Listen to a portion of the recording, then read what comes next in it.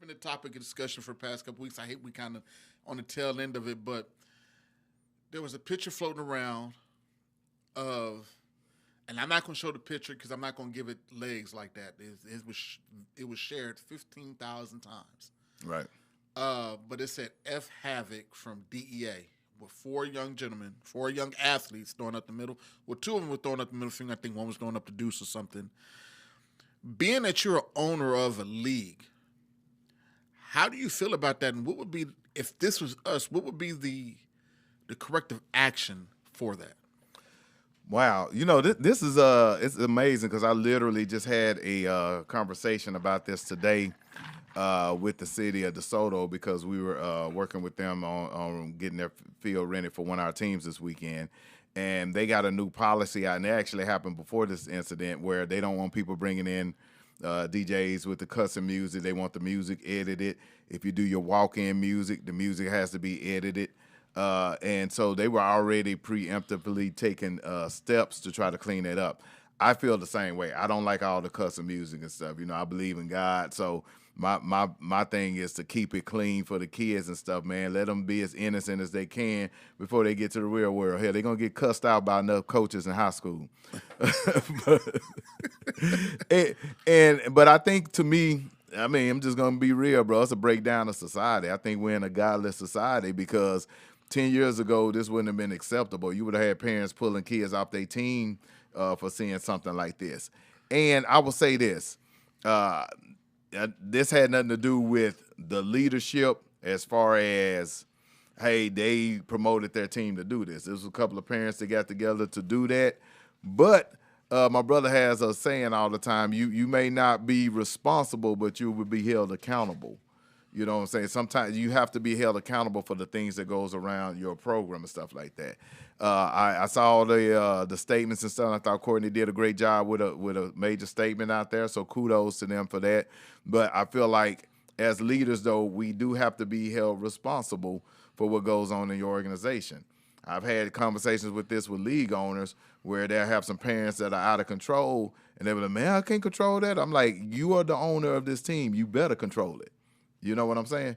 So, that type of thing cannot be tolerated. I think we're just going too far with all the this and that. Now, the funny thing about it is we're having this conversation. I just had a conversation with one of the DA coaches. And, shout out to them. We're bringing them in the league on 11U. I saw that. And they're ranked number 1. Yeah, so we're bringing them in on 11U, and they definitely are all the way like, hey, hands off. We're going to have clean slogans. We good. So, they realized that it was an issue as well. Like I said, it's not their fault at the top, but you will be held accountable because I know people will have come to them from the city and different things like, hey, we got to tone that down. We got to tone that down. And I think they've done a good job of fixing that issue. And we just got to make sure that, the parents have to know that, hey, this brand on my chest, y'all got to protect the brand. Yes. We can't do anything to bring shame to our brand. Yeah. So I remember last year, me and Mr. Raymond had a really good talk. And what parents don't understand, like some people, it's just a shirt of this. And it's stuff like that, the fights, that's hard for your team or any other team to get a field in specific areas. Facts. Boy, preach. Now, on that, I'm having to appeal to the city of Dallas because Fort Worth and Mansfield and DeSoto are great places to get fields. They work with you really well. So I want to shout out Mansfield, DeSoto, and all of Fort Worth. Damn good job of working with the U teams to get fields. Now, I understand the climate, and some people just don't want to touch U football.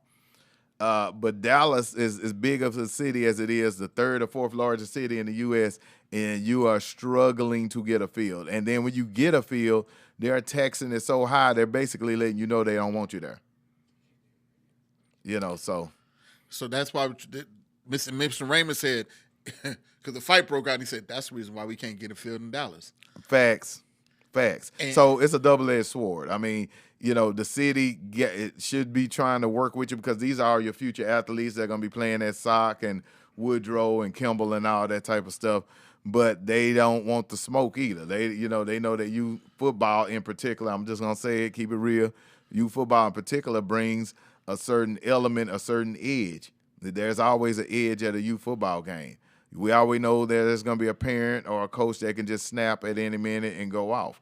We got to fix that situation ourselves. That's in-house. We got to have leaders and elders that say, hey, we can't have y'all acting like this, man. Y'all going to ruin it for all of us. They don't understand that. I hear people coming in saying F this and F that because they don't care. They ain't paying for it. They ain't got to rent it. They ain't got to deal with the repercussions of their actions.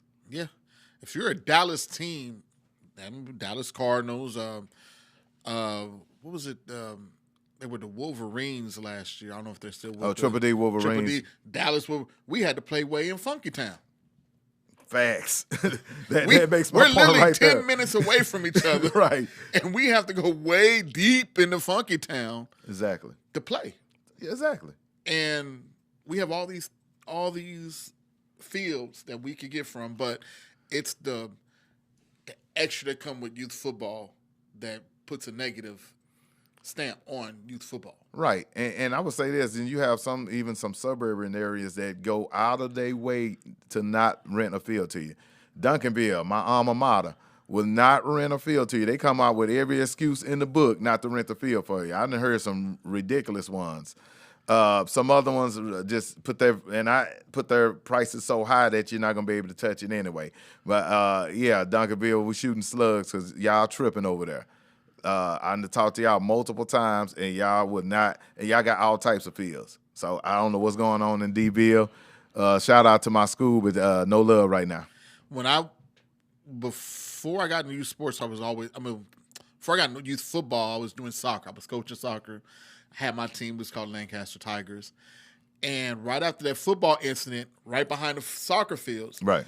You're right. Not only do they jack the price for us for soccer, right, and then you had to have like 5 policemen, right, from 5 hours, and it was almost like really like $500 an officer, right. So then parents, when you have that, and you want to play in specific places, so now you got to pay for security. That's going to be incorporated in your fees. So now I have to up the fees to where we was probably $65. Now I got to do $120, maybe $150, just so we can cover every game with security. Facts.